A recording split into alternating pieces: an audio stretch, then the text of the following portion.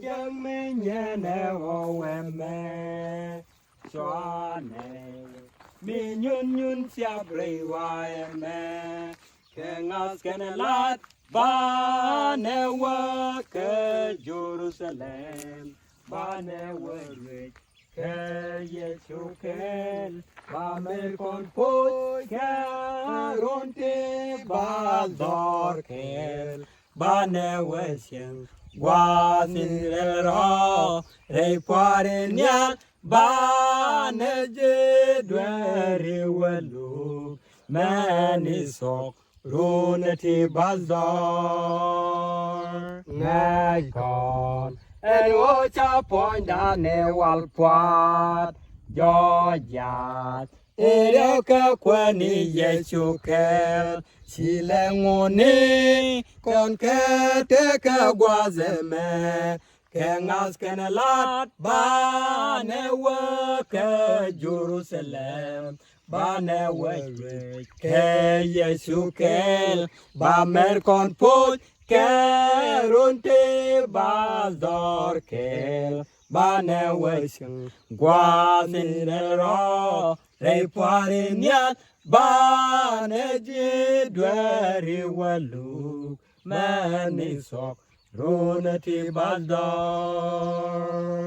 Misielangat, siane dawa ke Jerusalem, shikon, nyam kwane Yesu dawanen, mindine jek, dene jengi barmai, kengas kenalat, bane ke Jerusalem, bane ke Yesukel, bamer kon put, ke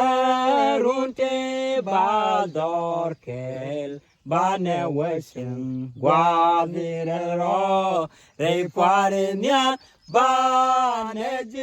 dweri welu, menisok, runeti bazdor. Wane, kakasok warminyene dwet, bekon, palakame wana dwet nyirkasok, ramji dwepat, chagoy kwara kodijek, kengas kenelat, bane ke Jerusalem, bane ke Yesukel, bamer kon put, ke runte bazdor kel, bane guadirero,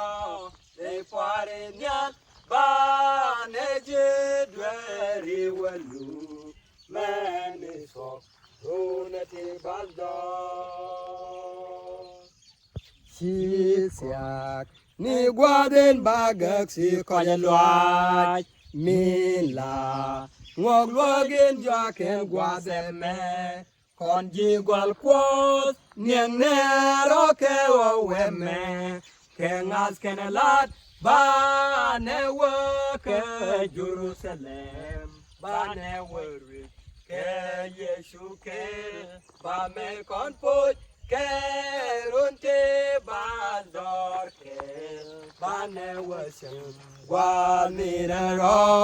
rei poarenial, bane dweri welu, menisok, runeti bazdor. Rei poarenial, bane